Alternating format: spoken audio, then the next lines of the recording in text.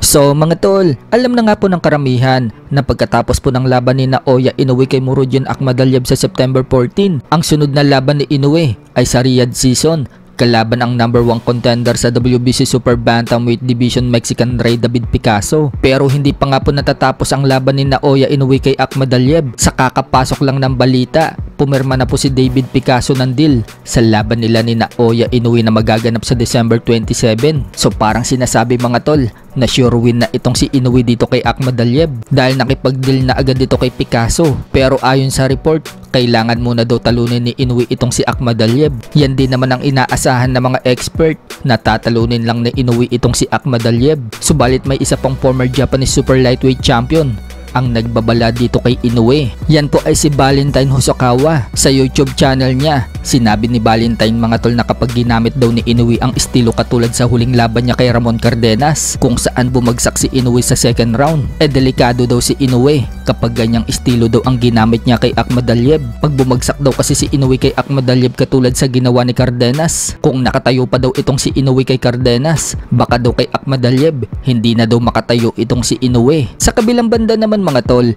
pinangalanan na po ang makakalaban ni top contender sa Super Bantamweight Division na si Filipino Carl-James Martin sa laban niya sa Trilla in Manila 2 na magaganap na sa October 29. Ang makakalaban po ni Martin mga tol, yung boksingerong tinalo ni Naoya Inoue na si Aran Dipain ng Thailand. Matatandaan na dinispatcha po ni Inoue itong si Dipain sa loob ng round 8. Mag-aapat na taon na ang nakalipas. Magandang pagsubok nga din po kay Martin itong si Dipain. Bukod tanging si Inoue lang po kasi ang nakapagpa-knockout dito.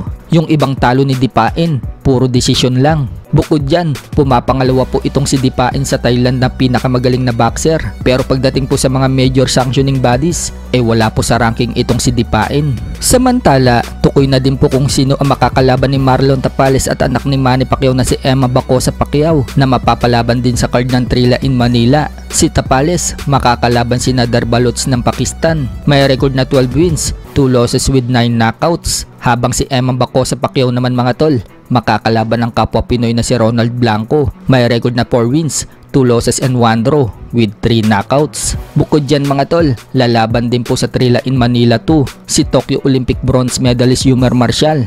At ang kagandahan po dyan mga tol, lalaban na si Marshall sa titulo, ang bakanteng WBC International Middleweight title. Makakalaban ni Yumar Marshall ang Chinese na si Ainiwa Erilil Shati. So magandang regalo po yan kay Marshall mga tol, dahil mismong sa laban niya sa October 29, birthday niya. Magte-30 anyos na po si Marshall. Binunyag din po niya na kapag nagkaedad na umano siya ng 30, lalaban na siya sa world title shot. Yan daw ang sabi ni Sean Gibbon sa kanya. So yan na nga po yung chance ni Marshall. Once po kasi na manalo siya sa laban na yan, world title na ang sunod na target ng kampo niya.